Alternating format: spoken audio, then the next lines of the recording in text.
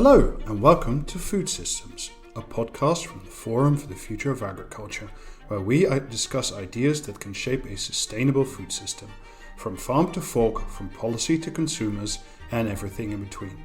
I'm your host, Robert de Graaf, and you can find us on Twitter at Forum for Ag. These episodes will be available every other week on all major podcast platforms. Before we get started, we would like to say a quick thank you to the FFA founding partners, the European Landowners Organization and Syngenta, as well as the FFA strategic partners, Cargill, the Nature Conservancy, Thought for Food, and the World Wildlife Fund. Please enjoy this episode. Hello and welcome back to Food Systems. Today we're talking to Patrick Worms. He's the president of the European Agroforestry Federation, and he was a recent participant in our workshop on the UN Food System Summit about regenerative agriculture. Patrick, thank you so much for joining us today. You're welcome, Robert. I'm looking forward to this. I want to begin by giving our listeners a brief overview of what agroforestry is. Can you give a brief definition, perhaps an example of its use on a current farm? Absolutely. Agroforestry merely means the integration of perennial plants like trees or even bamboo in a farming system whose main product is a crop plant or a livestock unit. We all know agroforestry systems, even if we don't know the word. For example, think of the Dehesa in Spain, the savanna-type landscapes with cork oaks on them, where the key products are pigs, cattle, sheep, and of course the cork oak that stops our wine bottles in the evening. Agroforestry can take all sorts of different forms. You can have severe rows of straight trees in arable systems so that your machinery can get through. You can have these more complex savanna type systems that I've described. You can have grazed orchards. You can have forest grazing. You can have woodlots. You can have hedges. You can have windbreaks. All of those are the integration of trees into agricultural landscapes, and all of those fall under the broad heading of agroforestry. So is there a sort of lower bound? How many trees should I have in my field to be able to say I am an agroforestry practitioner? If you're talking to your mates, it's as many trees as you like. If you're talking to the regulators, the answer has to be more precise, of course. And that's been a foundational barrier to agroforestry for many years. For a long time, European regulations put an upper bound to the trees you could put in arable systems, and that upper bound was fixed at 100. For a while, it was unclear whether that was 100 trees at the seedling stage, or 100 trees at the sapling stage, or 100,000-year-old oaks. And of course, that makes an enormous difference to the land underneath. So these rules and regulations have been evolving over time to give farmers the confidence that as they add trees to their systems, they are not at risk of losing their subsidy payments under the existing Common Agricultural Policy regulations. So what is the benefit? Why, if I'm a farmer, let's say where you are in Belgium, why should I add more trees to my field? As you have no doubt noticed, we had some massive floods in Germany and Belgium at the moment, and you might have noticed that the water was brown.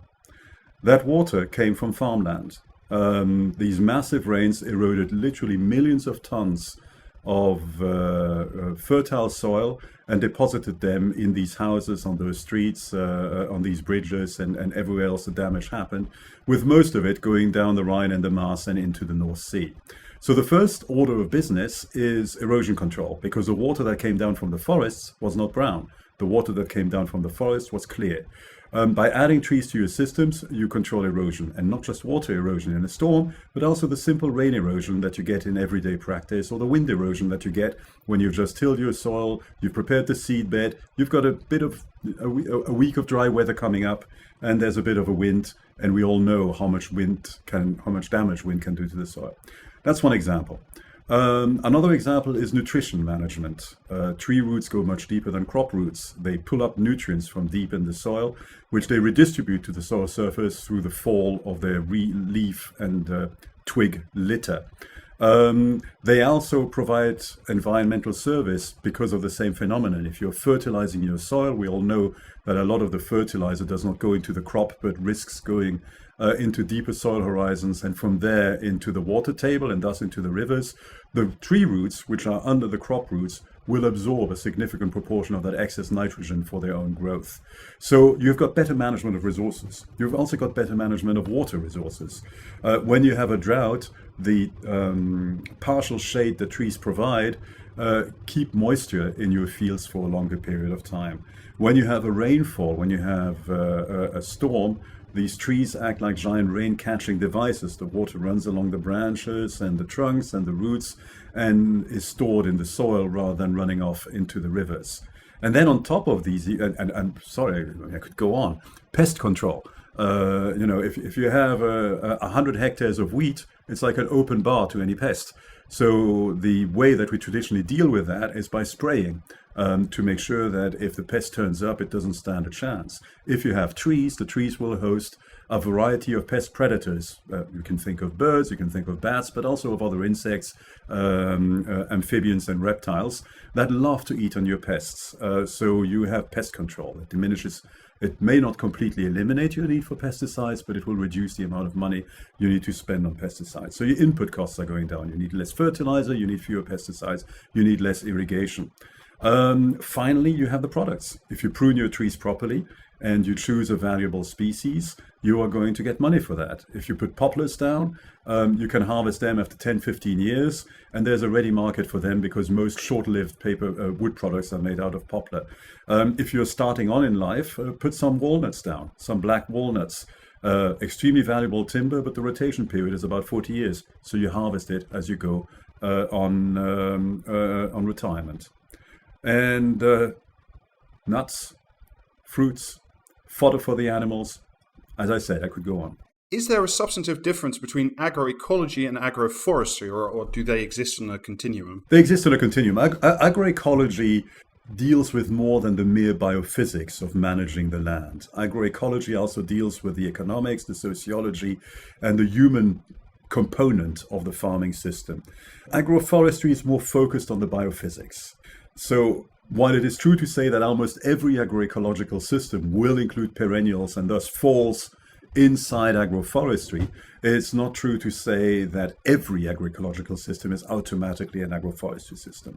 For example, you can have grazing systems that do not include trees.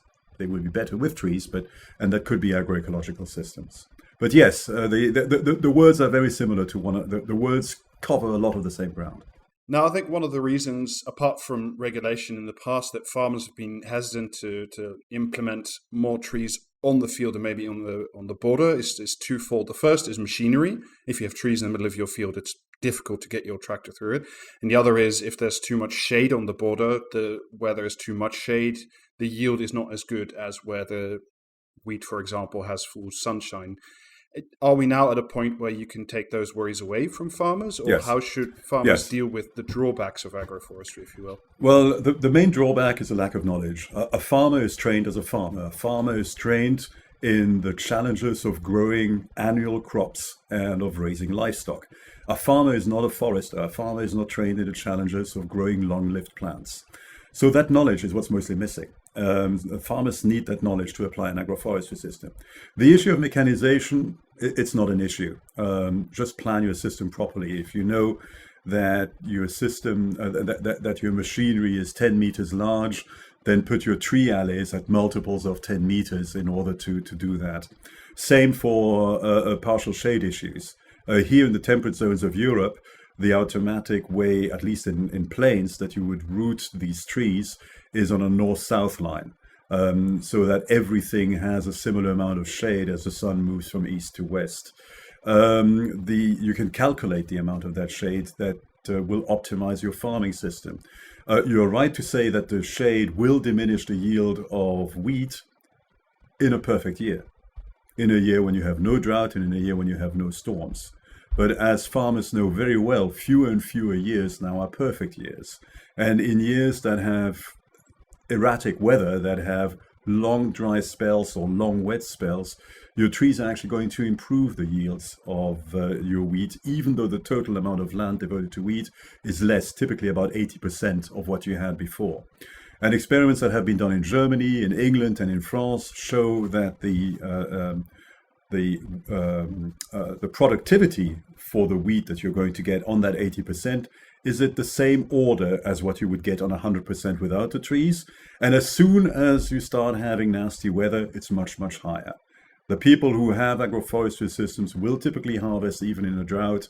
The people, even in a severe drought, the people who don't have agroforestry systems are seeing their crops wither on the stalk. And I also want to point out that we need to remember that the game is not about yield. Yield is just a metric. The only metric that matters to a farmer is profit. At the end of the day, when you have sold your product and when you've paid for your inputs, are you making money or are you in hock to the bank even more than you were already? And there, agroforestry wins almost all the time, simply because it drives down costs so much. Yes, you have new costs, especially in the first years when the trees are young and they need to be protected. But later on, you need to prune them every 3 or 4 years. That's a cost, and that's about it. Apart from that, you have no costs associated with the trees, and the costs associated with the inputs are going right down. What should we do to increase the uptake of these practices? What is needed for farmers to do more of this? This is where the extension services come in. There's really, we've studied this around the world actually, and there's really only 2 things that work. The first is very strong, very good advice. And the second is so-called farmer field schools. If you can go and visit a farmer that's doing it already, and if he's the only guy in the village to drive around in a BMW, you are going to get a lot of interest, right? But the extension services is the most important side. And we see that difference, for example, in France, which under a previous agriculture minister, Stéphane Le Foll, actually put in place some financing, not only for a national agroforestry strategy, but also to encourage the training of agroforestry advisory agents who are fanning out across the landscapes and helping farmers plan and establish their agroforestry systems. That's what's needed. And we need to understand that this needs to be paid for by the public sector, because a lot of advisory services are paid for by seed companies and input companies, which makes sense because they make money every year from farmers. So they have a way of financing that advice. And in fact, that advice is part of their marketing strategy.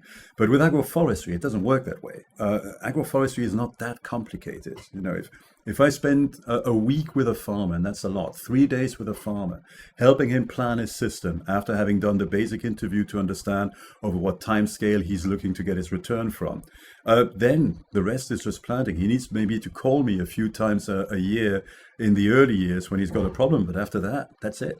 So it's cheap to establish from the perspective of the farmer, but that also means there's no ready business model to pay for the advisory service. Hence, we need the public sector to step up to the plate and do this. So, out of curiosity, how much of the European farmed landscape would be counted as agroforestry right now? Well, figures that are coming from official statistics, the Korean land cover statistics, show that 2.4 million square kilometers are covered with at least 10% tree cover in Europe. Now, that means hedges, it means windbreaks. We are not used to thinking of those as agroforestry systems, but they're of course part of it. It also means woodlots. The best estimate that we have is that 10% of all of the trees in Europe are found outside of forests. That means farmland and urban areas and suburbs, but mostly farmland. About 8% of that total is probably on farmland. It's difficult to be more precise because the satellite imagery that we have at the moment has pretty large pixels, but as better satellite imagery becomes available, we'll be able to refine these figures. But the surprising thing here is there already is an awful lot of agroforestry out there, even if most people would not call it that or recognize it as being that. I wanted to take the discussion also a little bit outside Europe, certainly in the developing world. Is that where you believe that there are more opportunities for agroforestry, or is there more agroforestry already present because of the way their landscapes are or were before they started being farmed? Well, thank you for that question, because I'm president of the European Agroforestry Federation, but my day job is as a science policy advisor for World Agroforestry, which is headquartered in Nairobi and in Indonesia, and works across about 50 tropical and subtropical countries. So I'm familiar with the farming systems in these different environments. No, it would be unfair to say that agroforestry is more suited to the global south. After all, agroforestry was the dominant farming system in Europe until the introduction of input-based agriculture after the First World War. If you look at old postcards, aerial photography from the late 19th century across Europe, there are trees and hedges absolutely everywhere. And lest we think that farming was unproductive in those years before inorganic inputs, just think of the fact that this tiny little continent, this appendix to the giant Eurasian landmass, provided the colonists, the armies, the workers to dominate the globe. This was done on the back of farming systems that included trees. That's what fed the cities. So agroforestry is common around the world. The reason why we today think it's more adapted to the South is simply that the South is poorer, so has been less of a market for capital-intensive agriculture, for petrochemical agriculture, and so more farmers are still operating using these time-honored techniques. And the best of those have levels of productivity, of biomass production per unit area, which put industrial agriculture in the shade, and really in the shade. I'm not talking about 10 or 20% more productivity, but about 300 to 400% more productivity. Of course, that's a tropical humid. You have 12 months of sun and 12 months of rain. So all you have to do is exploit nature's desire to grow anyway in order to farm well. So are those systems still being maintained, or do you see that as agricultural systems sort of globalize and integrate, that these systems are actually disappearing in favor of a more input-based agriculture? It's not either or. They're being combined. Commercial farmers in South Africa or in Zambia, for example, are beginning to integrate trees into their farming system simply because they need to reduce their cost and they need to take care of extreme weather. And that's happening around the world. In central China, in Henan province, you have millions of square kilometers of wheat fields with poplars and mulberries and paulownias and all sorts of other things growing there for exactly the same reason. And we published a paper in Nature a few years ago looking at this trend on a global basis. And we found that 42% of all agricultural land in the world has at least 10% tree cover already. And that this has been growing despite the extension services being almost exclusively focused on input-intensive agriculture. This has been growing by, not by much, 2% over a decade. But still, it's been growing. It's not been decreasing. This is also what we find in the rich world, not just in the poor world. We find that in the States, for example, you begin to have commercial companies that help farmers establish and exploit agroforestry systems. Farmers are becoming increasingly interested because, at least in environments in which some farmers are doing it already, the neighbors can see that they are more resistant to drought and to storms, that they make more money. The difficulty is in the extremely rich farmlands like the Artois in France, for example, where trees and hedges were extirpated 50 or 70 years ago, and when nobody sees those systems in their landscapes. So nobody sees why they should put them in their landscape, since it seems to work without them.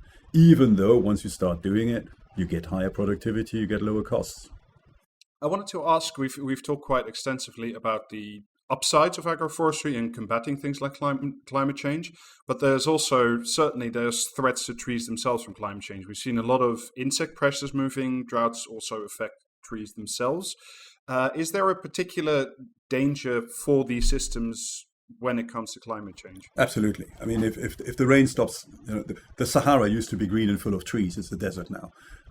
When the water goes, there's very little you can do. You can extend the amount of time you can farm by managing land and water cleverly and by using trees, but eventually you're going to need to give up. So let's not look at this kind of extremely broad-scale climate change, which is going to hit us over time scales of decades to centuries, but let's look at shorter-term things. Yes, trees are susceptible to climate change, and there's two ways in which they're susceptible. The first way is if you're using an exotic tree that's already going to be more fragile anyway, and then the climate changes. And that's what we're seeing happening with all the conifer plantations across temperate Europe at the moment, especially in Central Europe. They are dying like everybody, hand over fist. And of course, that wood has no value anymore. It's a net loss to the foresters. In agroforestry systems, you don't tend to use those kind of species. You tend to use species that are local species, that are not exotic. And so they are more likely to be resilient than the exotic species. On top of that, When you plan it, we use something we call climate analog analysis. So we're simply looking at a particular piece of land, and we are going to use the best models available to estimate what the climate's going to be looking like there in 10, 20, 30 years over the rotation period of those trees, so that we can eliminate the trees that are likely to find themselves in an uncomfortable situation. The challenge is, if the climate is changing too quickly, that the climate changes so quickly on a given piece of land that a tree does not have the ability to do the full life cycle between planting and harvesting that is required. But thankfully, we're not yet there. The climate is changing, and it's changing quickly, but it's not yet changing quickly enough for that problem to arise. I wanted to turn briefly to questions of policy as well. The EU Green Deal, the Farm to Fork, the new Common Agricultural Policy, they all mention agroforestry. They all talk about it in quite a positive sense. How confident are you that these sort of positive mentions will turn into real on-the-ground, on-farm changes to the landscape? Talk is cheap. It's extremely easy to put beautiful words about agroforestry in policy documents. But if you understand the reasons why farmers, despite the advantages, are not planting trees, and you're funding ways of getting over these problems, then it's just talk. What that means in practical terms is that things like the eco schemes have to bite the bullet and fund proper extension services for agroforestry and other forms of agroecology to rise. You cannot leave it to the private sector. The private sector is going to push technologies like precision farming, which are useful. Right? I'm not saying that these things don't have a use. They have a use. But there are technology-based solutions, and more precisely, there are abiotic technology-based solutions. You buy some piece of electromechanical kit, you add it to your tractor, and it does some wizardry for you. What we're talking about here is biotic technology. We're talking about using trees, using ecosystem services, exploiting and managing these ecosystem services to up the upsides and diminish the downsides. And to do that, farmers need support. They need consultants. And somebody needs to provide them with those consultants. I looked at some of the SWOT analysis that the Agroforestry Federation has done, that it does seem that when you get down into the nitty-gritty, the national action plans don't seem to include much agroforestry in practice. It's certainly not the advisory services necessary. No, not at all. It's frankly a bit frustrating. The European Agroforestry Federation is a federation of volunteers. We don't have a single staffer. We don't have anybody who can push that. We're trying to help our national members improve their ability to influence their national governments for agroforestry. But of course, most of our members are farmers and academics. These are not naturally lobbyists or people who hang in the corridors of power. And because the eco schemes are a long menu of things, including some that are of interest to the private sector, it's extremely easy for everybody to get sidetracked and simply to support this and say, right, we've dealt with it, the private sector is going to take care of it. That's what we've been doing for the last 40 years. And there have been massive improvements in the way we do our farming over the last 40 years, thanks to the reliance on private, but not on the one thing that's beginning to worry us more and more, which is the negative externalities. To do that, you need to start working with ecosystems. You need to start working with trees. And that means you need consultancy. And that needs to be funded. And it needs to be funded locally. And that's something that I hope that the FFA can recognize and can have conversations about, because there's no way that that 200 academics and farmers who think that agroforestry is great can do that. I wanted to turn to a related topic. We've recently seen the release of the new EU Forestry Strategy, which was somewhat controversial over its balance between nature protection and socio-economic use. I was wondering if I could get your thoughts on this new forestry strategy. Well, the forestry strategy comes on the back of the biodiversity strategy. And the biodiversity strategy famously suggested that Europe plant 3 billion additional trees.